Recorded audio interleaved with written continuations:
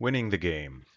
Victory or defeat in a TC2M scenario is determined using the grade points accumulated by the player. In a scenario from the battles screen or the custom scenario screen, the rating is determined by the scenario designer. There are no fixed point values. In one scenario, positive 350 points might be a major victory, while in another, positive 1200 points might be a minor defeat. So when he says no fixed point values, I think that means there's no fixed point value for a certain level of victory or defeat. In open play, scenarios where you are supposed to hold or obtain a VP are decided by possession of the VP for the required amount of time. If neither player wins the VP, the battle is decided by the player's grade as set battle level INI files in the open play directory. Okay. In OP battles where there is no VP, the points decide the battle. Okay. Open play, OP, open play. Okay. Winning a scenario. Generally, a scenario will have 5 potential levels of success: major victory, minor victory, draw, minor defeat, and major defeat. Each scenario has its own set of minimum grade point requirements assigned to each of these levels of success. The actual grade point level requirements are listed in a scenario's introduction. Okay. TC2M uses a tactical grading system that adds and subtracts grade points based on a commander's or unit's performance on the battlefield. The loss or accumulation of grade points will determine the level of victory or defeat in a scenario. Grade points accumulated during gameplay are displayed on the unit toolbars and order of battle screens. Okay. All commanders and units start a scenario with 0 grade points. Grade points are awarded for accomplishing certain tasks during gameplay, like causing an enemy unit to fall back, killing an enemy commander, or capturing an artillery piece. They are also awarded for causing enemy casualties. Likewise, grade points are subtracted from a friendly unit's accumulative score if it is caused to do any of these things by an enemy force or suffers casualties. The player can also lose grade points due to similar enemy actions. Okay, so then on the other scenarios playing, the fact that my units were breaking, routing, would have cost me points. Grade points can also be awarded for gaining and retaining an objective VP site for a specified period of time with a specific sized force. See Map Screen section, page 55, for a detailed discussion of these requirements. Okay. Okay, I understand that already. You go to the map screen, you press M for the map screen, and you hover over the little icon for the victory location, and it'll tell you. Actually, I don't know what those different letters stand for. Let me see if I can find an answer for that. 55. Playing the game.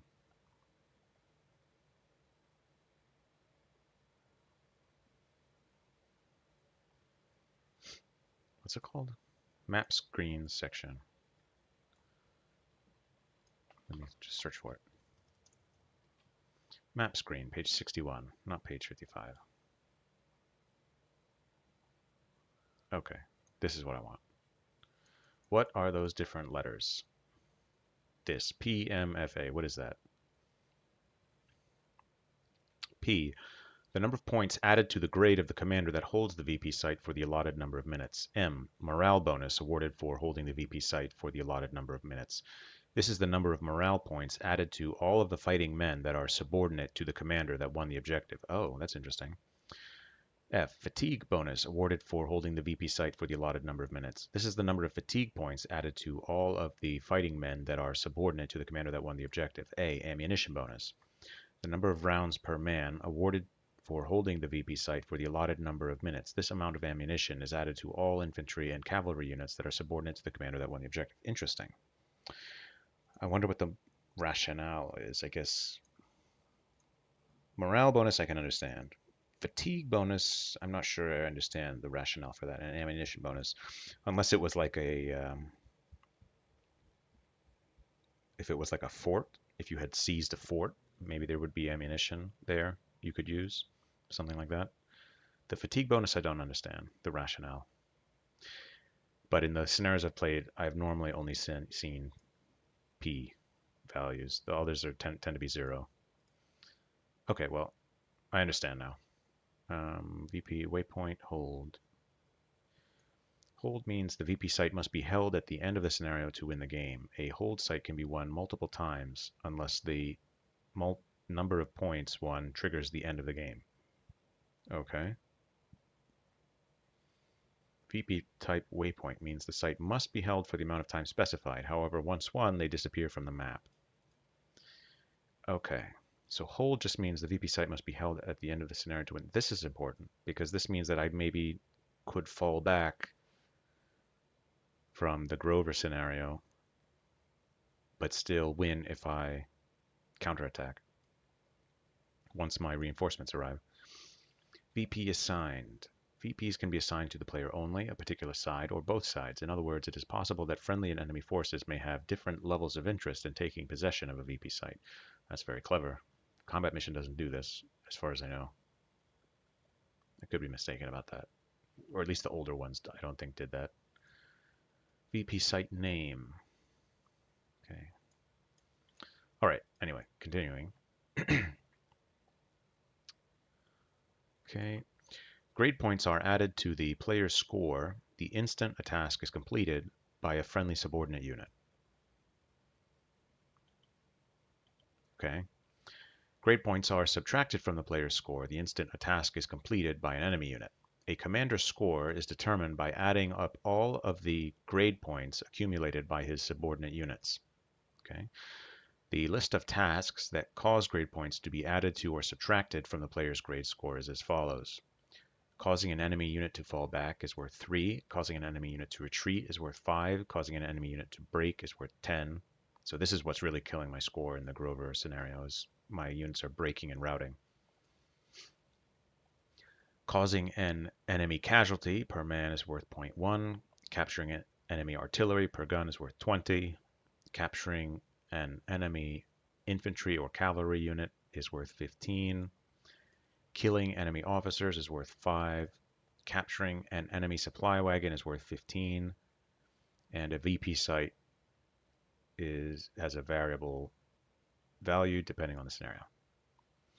Note, if the player intentionally orders one of his subordinate units to either fall back or retreat, he will not lose any grade points. Well, that's very good to know. As an example of how the tactical grading system works, let's say the player is a brigade commander and has moved one of his infantry regiments through some woods and pounces on the flank of an enemy artillery battery with 4 guns. The player orders his regiment to charge this battery. If this regiment captures 1 gun, then it receives 20 grade points, as does the brigade commander, that is the player, because the regiment is one of his subordinate units. Similarly, the enemy will have 20 grade points deducted from his score for losing the gun. Let's also say that the player's regiment lost 75 casualties due to the melee, with the gun crew and canister fire received during its charge.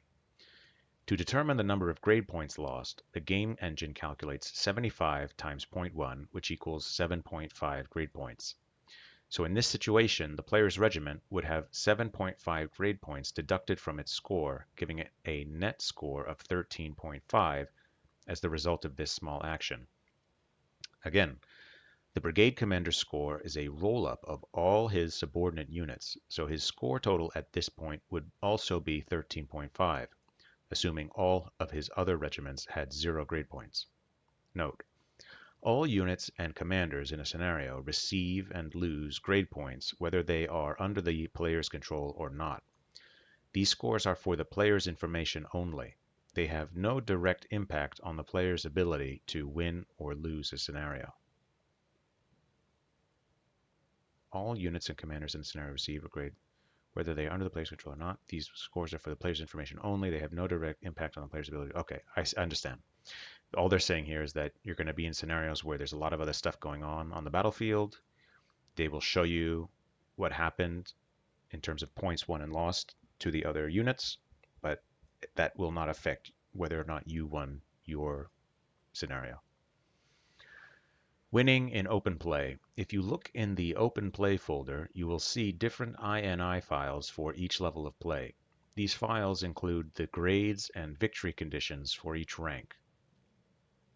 If you choose, you can edit these files with any text editor to change the points needed to get a specified victory level.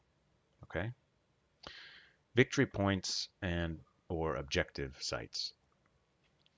Victory point sites, objectives, are terrain oriented and are usually located in the vicinity of a key piece of ground.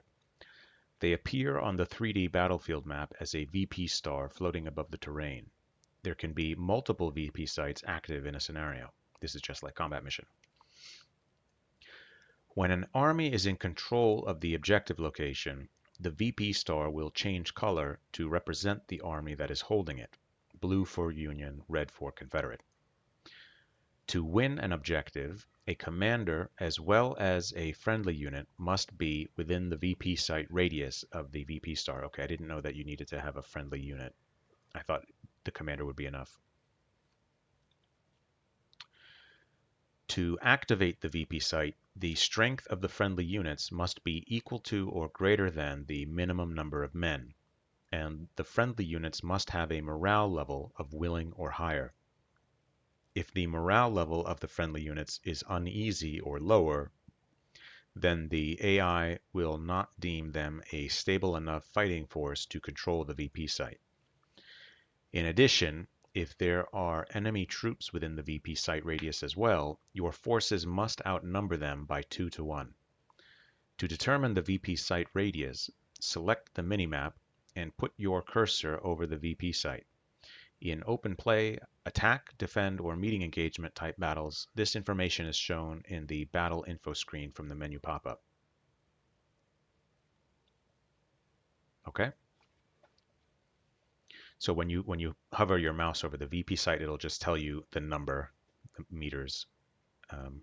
It won't show like a circle on the map.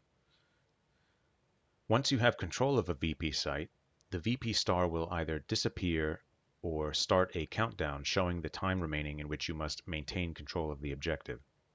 Miller's House, objective name, 3325, objective timer, shows how long the player has to hold that objective. Counts down time until objective is won and points are awarded. 80 out of 139, objective distance in yards. Displays next to the timer. The first number shows how far you are from the objective, and the second number shows the maximum distance away that you can get before you lose the objective and it gets reset. There are two different types of objectives, a waypoint and a hold objective. The difference between them is that a waypoint objective can only be won a single time and disappears as soon as it is won. A hold objective can be won as many times as possible before the scenario runs out, or you win enough points to end the scenario. Note, all of the points and bonuses are awarded each time a hold objective is won, even if it has been won 100 times previously. The scenarios do not automatically end like they did in Civil War Bull Run, unless you get killed.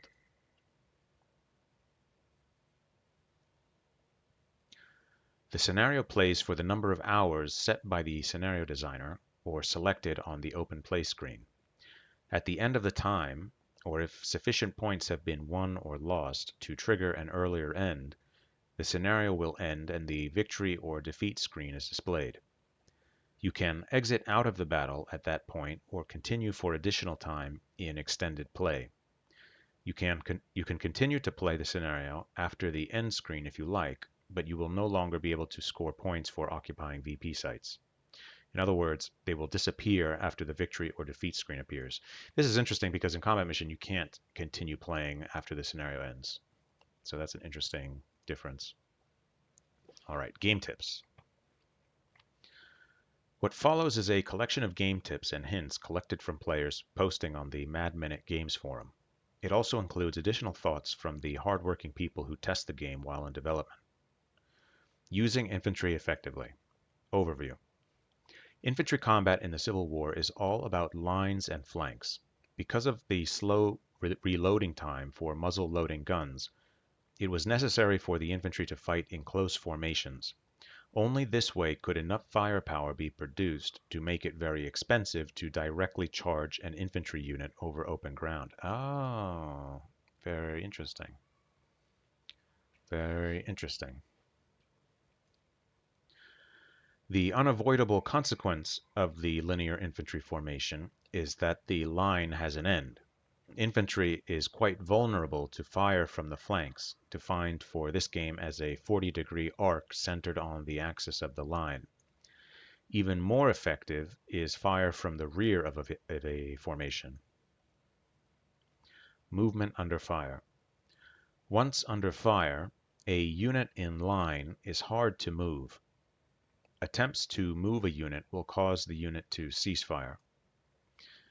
Take command of the unit. Select the flag icon in the lower right of the toolbar on the battle screen. Order the unit to column, select the destination, then select double time. When the maneuver is complete, release the unit from your command. Select the flag again. The unit will then again use the AI to move and take stances as appropriate.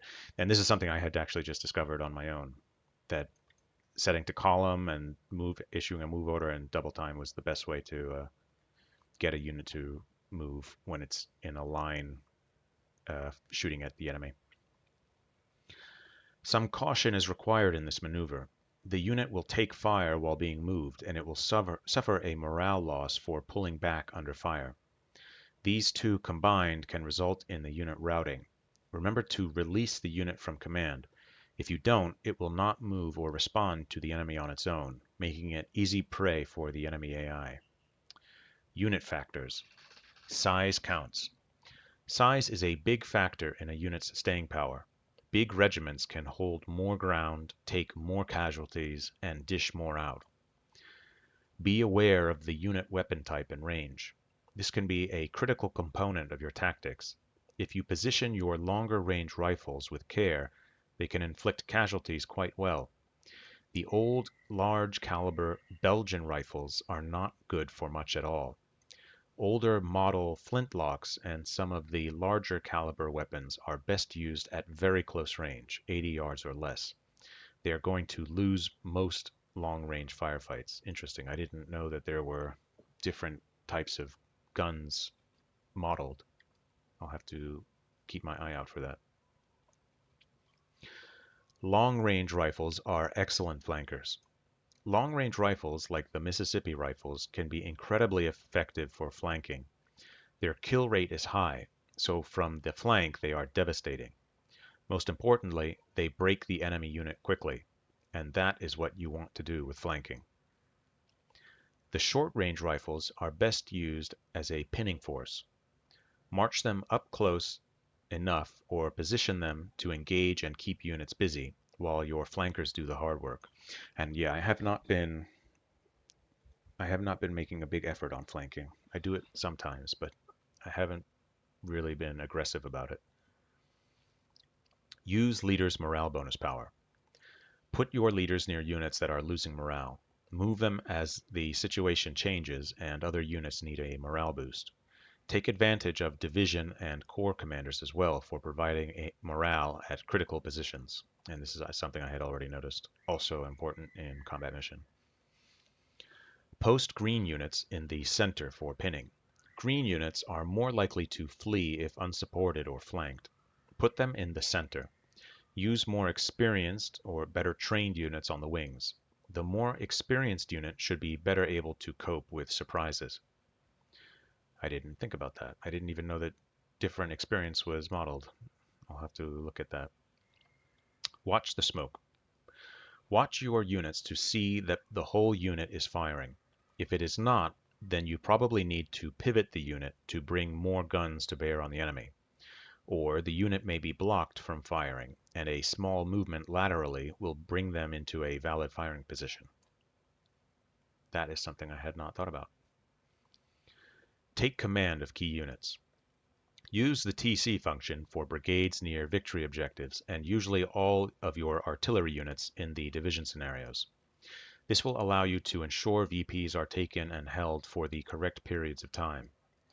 Once you have the VP cleared of enemy forces, use the hold stance to keep the unit in position to keep the VP timer running. Note that units in hold have very limited maneuver options. If enemy forces attack, change their stance to defend to prevent defeat in detail. I'm not sure what they mean by prevent defeat in detail. Okay, I think what they mean is it allows them to maneuver their subordinate regiments to deal with some kind of flank attack instead of just letting, one regiment at a time get pounded. Take your time. In many scenarios, seek to rout as many enemy units as possible before triggering the end of the scenario by holding the final VP. This allows you a chance to increase your score substantially. Never would have thought about that. Reserves. Try hard to always keep a fresh reserve available to plug gaps at your lines. Additionally, the ability to rotate units in and out of the fight and keep them fresh greatly increases both staying power and offensive capabilities. Most non-grognards are used to games that allow even fatigued units to mercilessly chase down broken enemies all over the field with virtual impunity. TC2M forces you to rest exhausted units and treat troops previously broken with extreme care. Yeah, this is a very interesting, very cool thing about this game is how it models morale and broken units. I like it. Um, and I had already discovered rotating units in, but I need to get better at that, learn how to do it effectively. Anyway, patience. Remember that wild aggression will leave you isolated and usually outgunned. However, this does have its time. Use caution when enemy positions, especially flanks, are not yet developed. Be mindful of roads that provide avenues of reinforcement for the enemy, as the surrounding terrain might be swarming with hostiles, and there is almost always a fresh command plodding towards you at all haste. Avoid melee combat in most situations.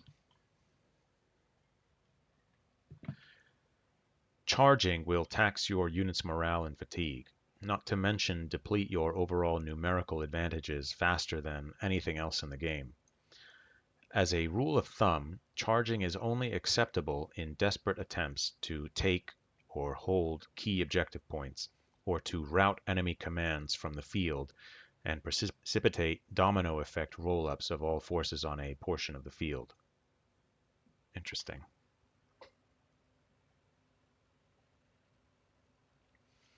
Master defensive terrain. Realize that units often engage in melee fighting uncontrollably in close quarters woods maneuvering. The AI is notorious for countercharging smaller units attempting to flank in wooded sectors and changing the tide of battle. Additionally, don't overlook the defensive bonus afforded to troops in wooded positions, especially those with a height advantage as well. In most cases, your units seem to have better staying power in wooded sectors than along fence lines and stone walls. When in the open, seek to position your units along fence lines, stone walls, or any other terrain giving a defensive bonus. Your units will stay longer than they will in open terrain. Determination. If you are having difficulty with a scenario and are determined to win a certain way, don't give up if all does not go your way. By replaying the scenario, chances are you will encounter situations that are advantageous to your plans. Indeed, the minor adjustment in paths that certain units follow can lead to a complete alteration of previous engagements.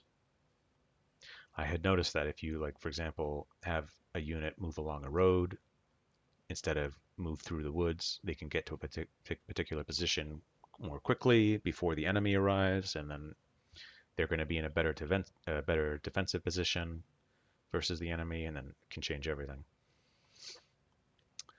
Maintain mutual support. A rule of thumb, if you are trying to maintain mutual support within a brigade, is this.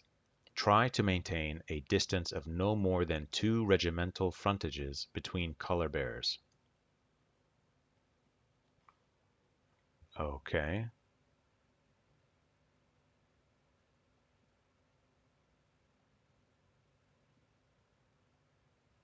I think I understand. So the color bearer is the flag bearer, the guy in the middle.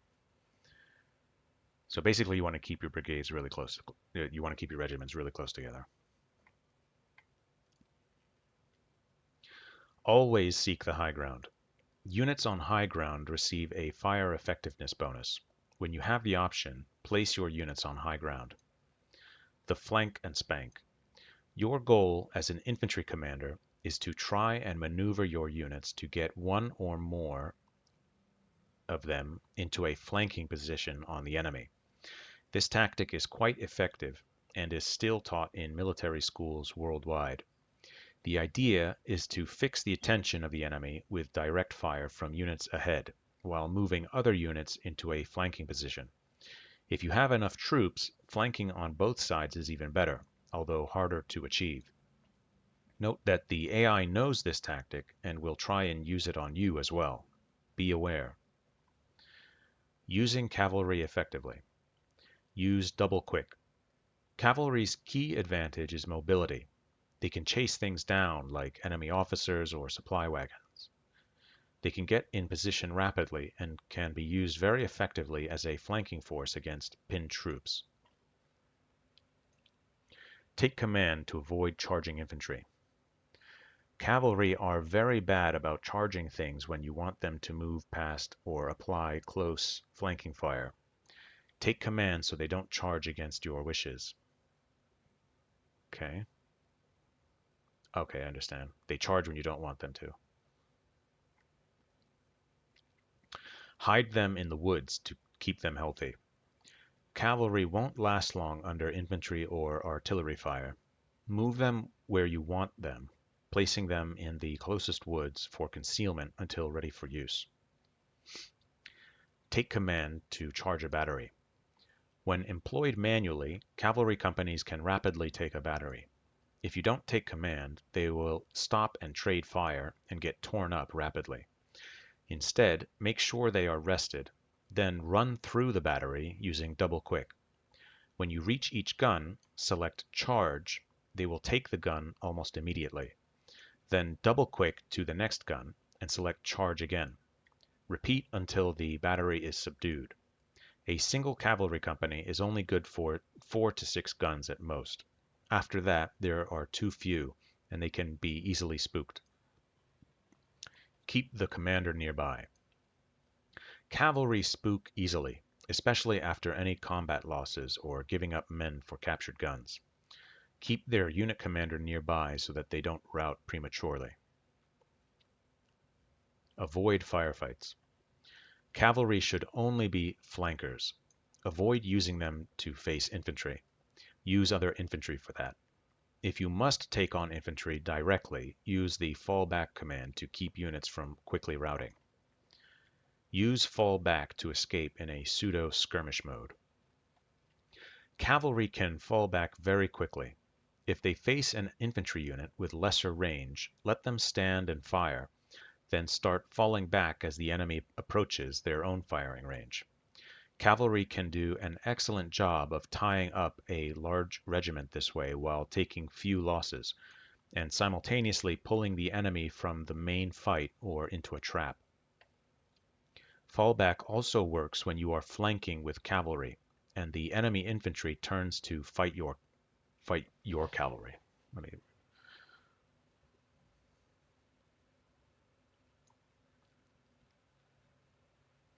Fallback also works when you are flanking with cavalry and the enemy infantry turns to fight your cavalry.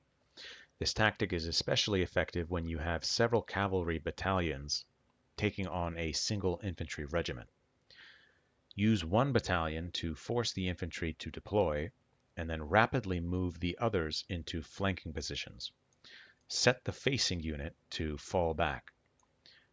When the facing battalion has fallen back out of range, The infantry will face one of the other battalions.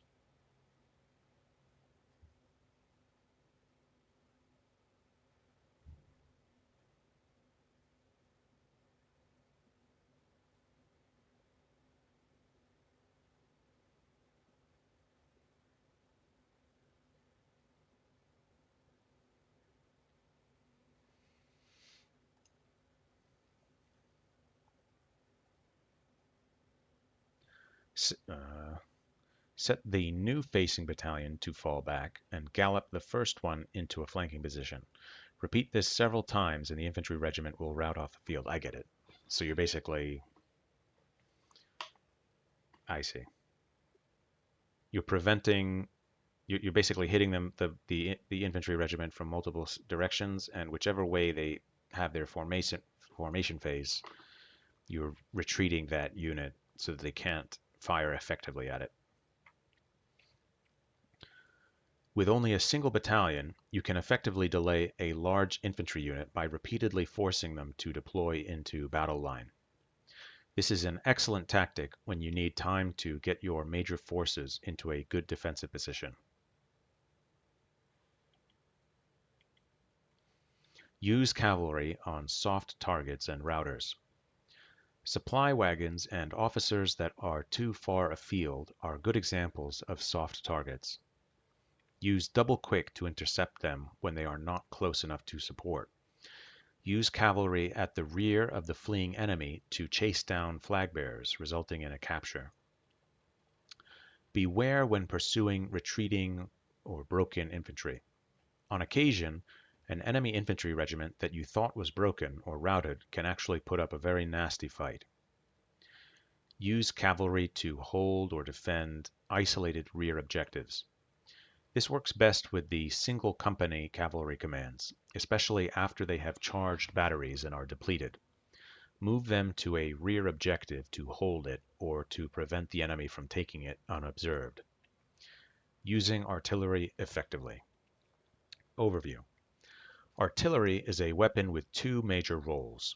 The first is long-range fire to disrupt formations, reduce morale, and make life as miserable as possible for the enemy.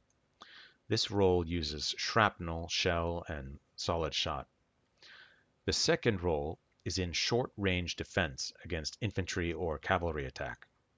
This mode is where canister and double canister are used. Although powerful, artillery units are vulnerable to both cavalry and infantry under the correct circumstances. There are several factors to consider in placing artillery. Fields of fire. So, long-range fire reduces morale, disrupts formations, I say. Fields of fire. This is the amount of open space within the line of sight to be able to take enemy units under fire. Artillery is most effective when open space around the guns is maximized. The longer the guns have to fire on approaching enemy units, the more damage can be done. Placing artillery in the open also reduces the chances of enemy units sneaking up close through the woods and routing or capturing the battery. I see. That is something I had not thought about. Support. This refers to having infantry or cavalry units close to the artillery battery. Infantry is clearly better for this function, but cavalry units are better than no support at all. The enemy AI places a high priority on attacking unsupported artillery. It is a good idea to have infantry on the side of the battery and a little ahead. This way, attacking infantry will engage the infantry as they are the closer target. This leaves the artillery free to engage the infantry with canister, which is highly effective. Grouping. It is much better to post artillery in groups of batteries than singly. This can be difficult due to the terrain. However, if the space is available, the artillery is much more effective when grouped than when scattered across the battlefield. Utilize your artillery in grand batteries for maximum effect, especially at the divisional level. Concentrating fire on individual targets doesn't seem to be individually controllable, yet massing batteries in close proximity seems to produce a similar result automatically. In larger scenarios, you will actually knock out individual units completely in this manner. Oh, and there we go. Those are the tips. So I'll have to keep these in mind and keep referring back to this as I continue playing through the scenarios. But this is great advice.